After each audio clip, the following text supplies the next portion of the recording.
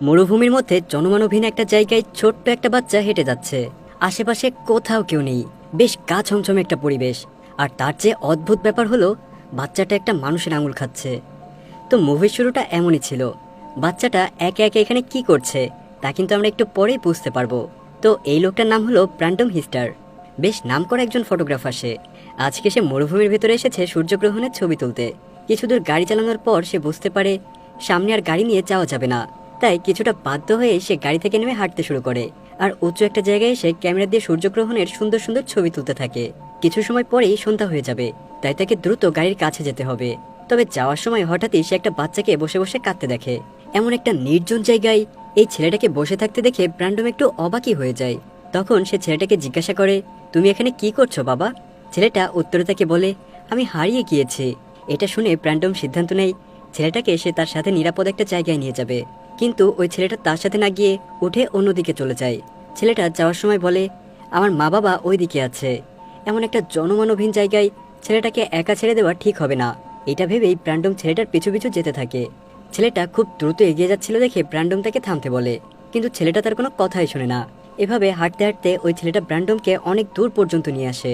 তারপর এক সময় ছেলেটা থেমে যায় আর তার কাছে পানি চাই। ব্র্যান্ডম তাকে পানি দিলে ছেলেটা পানি খেয়ে একটা মুচকি হাসি দিয়ে সেখান থেকে চলে যায়। তার এমন ব্যবহার দেখে বোঝাই যায় ছেলেটা ইচ্ছে করেই ব্র্যান্ডমকে এই জায়গাতে নিয়ে এসেছে।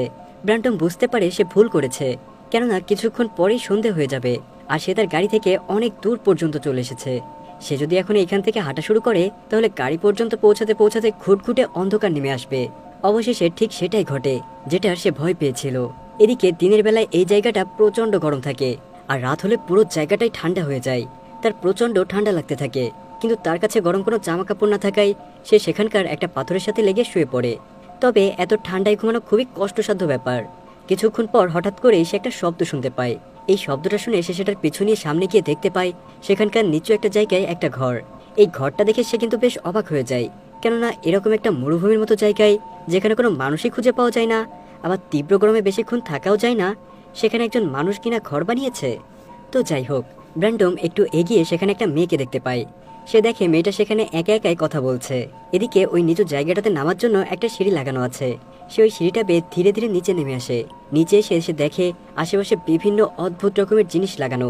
তারপর সে ওই দরজায় নক করতে থাকে, কিন্তু মহিলাটা বের হয়ে আসে না। আসলে এখন ব্র্যান্ডমের সাহায্যের খুবই প্রয়োজন, তাই সে নিজেই ভেতরে চলে যায়। মহিলাটা তখন ভেতরেই ছিল। মহিলাটার নাম লিনা। কিন্তু অদ্ভুত ব্যাপার হলো তাকে দেখে সে মোটেও ভয় পায় না, এমনকি তাকে কিছু জিজ্ঞাসা করে না। অথচ ভাবুন তো, এমন একটা জায়গায় হঠাৎ করে কোনো মানুষের আগমন ঘটলে যে কারোরই তো ভয় পাওয়ার কথা ছিল, তাই না? সে যেহেতু কোনো কথাই জিজ্ঞাসা করেনি, তাই ব্র্যান্ডম নিজে থেকেই বলে, আমি এখানে এসে হারিয়ে গিয়েছি। এই কথা শুনেও লিনা কিছুই বলে না। কিছুক্ষণ পরে সে শুধু বলে, বসুন, খাবার খান। কিন্তু ব্র্যান্ডম সেই খাবার খায় না। তবে বাইরে অনেক ঠান্ডা থাকার কারণে সে ওই ঘরেই বসে থাকে। লিনা আর কোনো কথা না বলে নিজের মতো খেতে শুরু করে। ব্র্যান্ডম আবারও বলে, আমি একটা ছেলের সাহায্য করতে চেয়েছিলাম, কিন্তু ছেলেটা আমাকে ইচ্ছে করেই এখানে নিয়ে এসেছে। এত দূরে আসার কারণে আমি হারিয়ে গিয়েছি। এইসব ব্যাপারে লিনা কোনো প্রশ্ন না করে তাকে বলে, এখন আপনার ঘুমানো উচিত। তাই সে লিনার কথা মতোই রাতটা এখানেই কাটিয়ে দেওয়ার সিদ্ধান্ত নেয়। সকাল হলেই ব্র্যান্ডম তার জিনিসপত্রগুলো নিয়ে রওনা হতে শুরু করবে। তখন লিনা ঘুমিয়েছিল। ব্র্যান্ডম যাওয়ার আগে কিছু টাকা লিনার জন্য রেখে দেয়, কিন্তু বাইরে এসে সে খুব অবাক হয়ে যায়, কেননা গতকাল রাতে সে যে সিঁড়িটা দিয়ে নিচে নেমে এসেছিল সেই সিঁড়িটা সেখানে নেই। জায়গাটা ছিল খুবই গভীর, এখান থেকে বের হওয়ার কোনো রাস্তাই সে খুঁজে পায় না। এদিকে লিনা ঘুম থেকে উঠলে ব্র্যান্ডম তাকে জিজ্ঞাসা করে, এখানে সিঁড়িটা কোথায় গেল যেটা কাল রাতেও এখানে ছিল? প্রথমে লিনা কোনো কথারই উত্তর দেয় না। পরে যখন ব্র্যান্ডম আবার জিজ্ঞাসা করে, তখন সে বলে, আমি এসবের কিছুই জানি না যে তারা কখন এখানে সিঁড়িটা লাগিয়ে রাখে। এই কথা শুনে ব্র্যান্ডম তাকে জিজ্ঞাসা করে, এখানে কি আমরা ছাড়া আর কোনো লোক আছে? কিন্তু লিনা তাকে আর কিছুই বলে না। ব্র্যান্ডম আশেপাশের কিছু জিনিসের ছবি তুলতে শুরু করে। সে দেখে পাহাড়ের গায়ে বেশ কিছু চিত্র আঁকা রয়েছে। দুপুরের দিকে সে পাহাড়ের গা ঘেঁষে উপরের দিকে ওঠার চেষ্টা করে, কিন্তু সে ব্যর্থ হয়। তাই বাধ্য হয়েই ওই দিনটাও তার সেখানেই থাকতে হয়। পরদিন সে কিছু সরঞ্জাম নেয়, এই যেমন হাতুড়ি, কাপড়। সে ওই কাপড়টাকে হাতের সাথে পেঁচিয়ে নেয়, কেননা দিনের বেলায় পাথর খুবই গরম হয়ে থাকে। সে ধীরে ধীরে হাতুড়িটা দিয়ে একটু একটু করে উপরে ওঠার চেষ্টা করে, কিন্তু কোনো দড়ি ছাড়া উপরে ওঠাটা আসলেই অসম্ভব ছিল। তবুও সে বেশ কিছুটা উপরে উঠে পড়ে। আর ঠিক তখন ওপর থেকে কিছু বাচ্চাদের আওয়াজ শোনা যায়। তখন মনে হয় কেউ যেন ওপর থেকে একটা প্রাণীর মাথা কেটে ফেলে দিল। আর এটার দিকে লক্ষ্য করতে গিয়ে ব্র্যান্ডম ওপর থেকে নিচে পড়ে যায়। ওপর থেকে নিচে পড়ার কারণে সে সেন্সলেস হয়ে যায়। সারাদিন সে সেখানেই পড়ে থাকে। সন্ধ্যায় যখন তার জ্ঞান ফেরে, তখন সে ব্যথায় চিৎকার করতে থাকে, কারণ সেই হাতুড়িটা তার পায়ে ঢুকে গেছে। আর সবচেয়ে অবাক করা বিষয় হলো লিনা সারাদিন তাকে সাহায্য করার জন্যই আসেনি, কিন্তু এখন কাতরাতে দেখে লিনা তাকে সাহায্য করতে আসে। সে তার পা থেকে হাতুড়িটা বের করে ফেলে। দুদিন ধরে সে বিছানায় পড়ে থাকে। যখন তার শরীর একটু ভালো হয় তখন সে আরেকবার সেখান থেকে বের হওয়ার চেষ্টা করে। সে জোরে জোরে চিৎকার করতে থাকে আর বলতে থাকে, ওপরে যদি কেউ থেকে থাকেন তাহলে প্লিজ আমাকে সাহায্য করুন। কিন্তু তার চিৎকার শুনেও কেউ আসে না। ব্র্যান্ডম রেগে গিয়ে লিনাকে ডাকে আর জিজ্ঞাসা করে, বলো এখানে কি হচ্ছে, তোমরা কে? এই কথাগুলো শুনে লিনা বেশ ভয় পেয়ে যায় আর বলে, আমি তোমার খেয়াল রাখতে পারবো আর খাবার দিতে পারবো।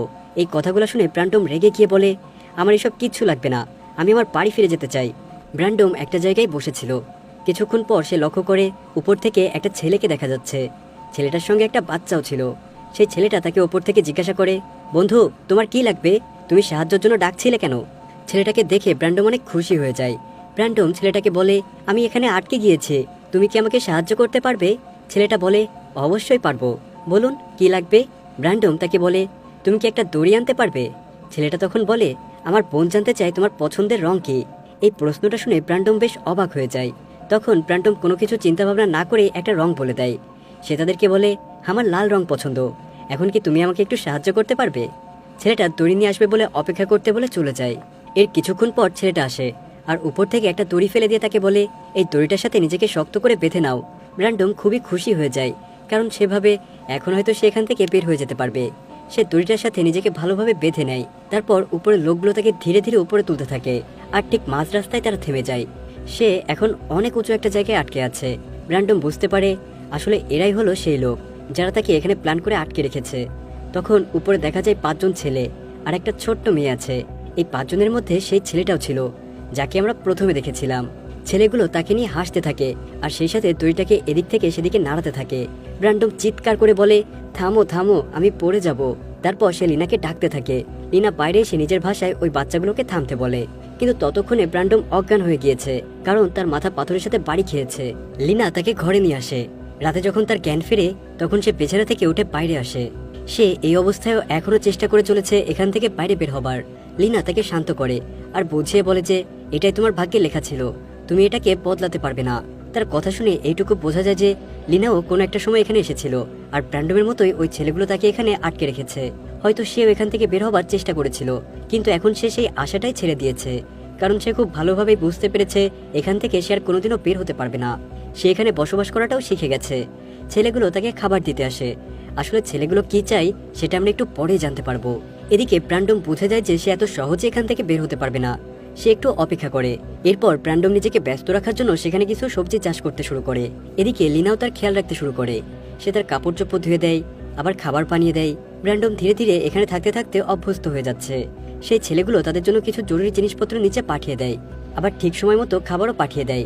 কিন্তু প্রশ্ন একটাই, ছেলেগুলো তাদের কেন সাহায্য করছে না? ব্র্যান্ডম লিনাকে জিজ্ঞাসা করে, এই জিনিস আর খাবারগুলো কোত্থেকে আসে আর ওই বাচ্চাগুলো কে? লিনা উত্তরে বলে, আমি কিচ্ছু জানি না, আমার খাবার প্রয়োজন, আমার খাবার পেলেই হচ্ছে। তারপর ওই রাতে ব্র্যান্ডম তার দুঃখ ভোলার জন্য মদ পান করে।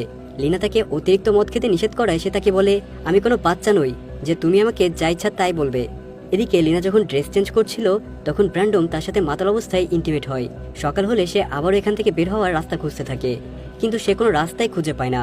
সময় যত এগোচ্ছে তার চিন্তা ততই বাড়ছে। সে কি সারা জীবন এখানেই আটকে থাকবে? তো দুপুরবেলা যখন সে কাজ করছিল তখন ওপর থেকে একটা ছেলে তার সাথে কথা বলতে চায়। এই ছেলেটা অন্যদের মতো ছিল না, কিন্তু ছেলেটা তাকে জিজ্ঞাসা করে, আপনি এখানে কি করছেন? তখন ব্র্যান্ডম তাকে বন্ধু বানানোর জন্য তার সাথে গল্প করতে শুরু করে। হয়তোবা এই ছেলেটা তাকে এখান থেকে বের হতে সাহায্য করতে পারে। ছেলেটা বলে, আমার নাম লিকাসু, আমার পড়াশোনা শেখার খুব ইচ্ছে, আপনি কি আমাকে পড়াশোনা শেখাতে পারবেন? ব্র্যান্ডম বলে, অবশ্যই শেখাবো। ছেলেটা তার হাতে থাকা একটা খাবার ব্র্যান্ডমকে দিয়ে সেখান থেকে চলে যায়। এদিকে ব্র্যান্ডম মাটিতে কাজ করতে করতে মাটির ভেতর থেকে একটা আংটি এবং একটা গাড়ির চাবি পায়। এটা দেখে তার একটুও বুঝতে টাইম লাগে না যে তার আগে আরো অনেকে এখানে এমনভাবে আটকা পড়েছিল আর তারা সবাই মারা গিয়েছে। রাতে ব্র্যান্ডম লিনার সাথে কথা বলে। ওই ঘরটাতে একটা মেয়ের ছবি ছিল। ছবিটা দেখে ব্র্যান্ডম লিনাকে জিজ্ঞাসা করে, এটা কি তোমার মায়ের ছবি? লিনা উত্তরে বলে, না, ইনি হলেন প্রথম মা। লিনার কিছুই বলে না। এখানে একটা রহস্য আছে আর সেটা আপনারা গল্পের শেষেই বুঝতে পারবেন। পরদিন দেখা যায় কিছু পশু পাখি সেখানে ব্র্যান্ডমে লাগানো গাছগুলোকে নষ্ট করে দিয়েছে। তারা দুইজন সেগুলোকে ঠিক করছিল। কিছুক্ষণ পরে সেখানে সেই লিকাসু নামের ছেলেটা আসে। সে ব্র্যান্ডমকে জিজ্ঞাসা করে, আপনি আমাকে এখন কিছু শেখাবেন? ব্র্যান্ডম তাকে বুঝিয়ে বলে যে দেখো, এত নিচ থেকে এত উপরে কিচ্ছু শেখানো সম্ভব নয়, তুমি আমাকে কোনোভাবে এখান থেকে বের করো, তারপর আমরা অনেক দূরে চলে যাব। তখন লিকাসও বলে বাকি ছেলেরা আশেপাশে থাকলে আমি এটা করতে পারবো না, তারা যখন দূরে কোথাও যাবে বা শুয়ে পড়বে তখন আমি কিছু করলেও করতে পারি, শুধু আপনি তৈরি হয়ে থাকবেন। ব্র্যান্ডম বলে আচ্ছা ঠিক আছে, আমি তৈরি হয়ে থাকবো। ঠিক তখনই সেখানে একটা ছেলে চলে আসে। সেখানে সে লিকাসুকে নিয়ে কিছু অদ্ভুত কথাবার্তা বলতে শুরু করে। তারপর সেই ছেলেটাকে সেখান থেকে নিয়ে চলে যায়। এদিকে ব্র্যান্ডম লিনাকে পছন্দ করে না ঠিকই, কিন্তু এখানে তার একমাত্র সঙ্গী সেই। একদিন রাতে তারা যখন একসঙ্গে খাবার খাচ্ছিল তখন ব্র্যান্ডম তাকে বাইরের দুনিয়া সম্পর্কে বলতে থাকে। লিনার কথাবার্তা শুনে সে নিশ্চিত হয় যে লিনা আগে কখনোই বাইরে যায়নি। এদিকে সকাল হলে যখন লিনা বাইরে বের হয় তখন সে জোরে জোরে কাঁদতে শুরু করে। তখন দেখা যায় লিকাসু নামে সেই ছেলেটার ডেড বডিটাকে ওই ছেলেগুলো উপরে বেঁধে দিয়েছে, যেটা দেখে লিনা পাগলের মতো চিৎকার করতে থাকে। ব্র্যান্ডম এটা দেখে খুবই দুঃখ পায়। লিনা জোরে জোরে চিৎকার করে বলে লিকাসু আমার ছেলে ছিল। তারপর সে ব্র্যান্ডমকে বলে তোমার জন্য আমার ছেলে মারা গেল। এরপর সে রাগে একটা কাঠের টুকরো দিয়ে ব্র্যান্ডনকে মারতে মারতে একেবারে অজ্ঞান করে ফেলে। এরপর 9টা মাস কেটে যায়।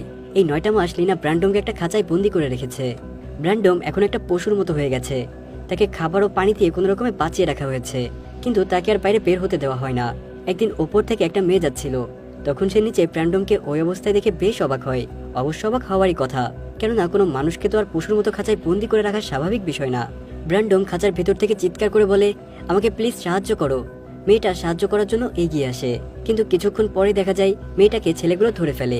আর সেই খারাপ ছেলেগুলো মেয়েটাকে ব্র্যান্ডমের চোখের সামনেই মেরে ফেলে, যেটা দেখে ব্র্যান্ডম পাগলের মতো হয়ে যায়। একদিন রাতে এক অদ্ভুত ঘটনা ঘটে। সে ওইখানে অনেকগুলো বাচ্চাকে দেখে, কিন্তু এই বাচ্চাগুলো আসলে কারা সে বুঝতে পারে না। তো একদিন ব্র্যান্ডম জানতে পারে লিনা প্রেগনেন্ট, মানে লিনার গর্ভে ব্র্যান্ডমের সন্তান। তাই ব্র্যান্ডম লিনাকে বলে তুমি একা সব কাজ করতে পারবে না, তোমার আমার সাহায্যের প্রয়োজন। কিন্তু লিনা বলে আমি সব পারবো। ব্র্যান্ডম তার সামনে কাঁদতে থাকে আর তার কাছে ভিক্ষা চেয়ে বলে তুমি যেটা বলবে আমি সেটাই করব, আমার জীবন এমনিতেও শেষ, আমাকে প্লিজ মুক্ত করে দাও, তোমার গর্ভে যে সন্তানটা আছে তার উপর আমার হক আছে। এরপর ব্র্যান্ডম আবার বলে তুমি আমাকে কেন বাঁচিয়ে রেখেছো, হয় আমাকে মেরে ফেলো, না হয় আমাকে মুক্ত করে দাও। লিনা কিছু না বলে সেখান থেকে চলে যায়। এর কিছুদিন পর সেই সময়টা চলে আসে যেই দিন তার গর্ভের সন্তানটাকে জন্ম দেবে। সে ব্র্যান্ডমকে খাঁচা থেকে ছাড়িয়ে তার কাছে সাহায্য চায়। ইচ্ছা না থাকা সত্ত্বেও ব্র্যান্ডম তাকে সাহায্য করতে রাজি হয়। ব্র্যান্ডম অনেকদিন পর সেই খাঁচাটা থেকে বের হয়েছে, তাই সে ভালোভাবে হাঁটতেও পারছে না। তবে অদ্ভুত ব্যাপার হলো তখন সেই সিঁড়িটা সেখানে দেখা যায়। সে চাইলেই এখান থেকে বের হয়ে চলে যেতে পারত, কিন্তু সে ওটা না করে লিনাকে সাহায্য করে। এর কিছুক্ষণ পর লিনা একটা সন্তান জন্ম দেয়, যেটা দেখে তারা দুজনে খুবই খুশি হয়। কিন্তু তখনই পেছন থেকে সেই ছেলেগুলো এসে ব্র্যান্ডমের গলা কেটে দেয়। ছেলেগুলো তখন বলে এটা আমরা আপনার জন্য করেছি মা। লিনা তাদেরকে কিছুই বলে না।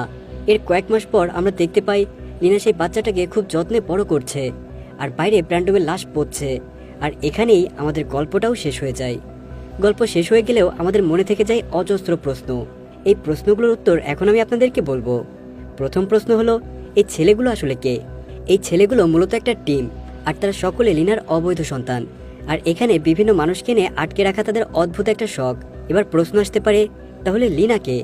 লিনা আসলে আটকে যাওয়া কোনো মেয়েই নয়, বরং এসব কিছু তার প্ল্যান মোতাবেকই হচ্ছে। মানে ওই ছেলেগুলো তার মায়ের কথাই সবকিছুই করছিল। তারা প্রথমে এখানে কোনো একজন পুরুষকে আটকায়, আর তারপর লিনা তার সাথে ইন্টিমেট হওয়ার জন্য তাকে আকৃষ্ট করে। আপনারা হয়তো খেয়াল করেছেন লিনা ব্র্যান্ডমের সামনে ড্রেস চেঞ্জ করে তাকে আকর্ষণ করেছিল। তো যাই হোক, এরপর যখন লিনার কোনো বাচ্চা হয় তখন তারা ওই পুরুষটাকে মেরে ফেলে। আর ওই ছেলেগুলোর দিকে লক্ষ্য করলে দেখা যাবে তারা এক একজন এক এক সাইজের। এর মানে হলো তাদের সবাইকে লিনা এক এক সময় জন্ম দিয়েছে, আর তারা প্রত্যেকেই মানসিকভাবে অসুস্থ। তবে লিকাসু নামে সেই ছেলেটা তাদের মতো পাগল ছিল না, তাই সে ব্র্যান্ডমকে বাঁচাতে চেয়েছিল। আর এটা যখন লিনা টের পেয়ে যায় তখন সে তার বাকি ছেলেদেরকে লিকাসুকে মেরে ফেলার নির্দেশ দেয়। আর লিনা যে কান্নাকাটি করেছে সেটা ছিল সম্পূর্ণই তার ভাওতাবাজি। আর তারা নিজেরাই নিজেদের একটা ভাষা তৈরি করে ফেলেছে। আর এই কাজগুলোই ছিল তাদের একটা অদ্ভুত শখ, যেটা আমাদের কাছে অদ্ভুত মনে হলেও তাদের কাছে ছিল খুবই স্বাভাবিক। আসলে এটা ছিল একটা হরর মিস্ট্রি থ্রিলার মুভি, আর এই জনরার মুভিগুলো একটু এমন ডার্ক টাইপেরই হয়। তবে এমন গল্প দেখতে আমার কাছে কিন্তু বেশ ভালোই লাগে। আপনাদের কাছে কেমন লেগেছে সেটা কিন্তু অবশ্যই কমেন্ট করে জানাবেন।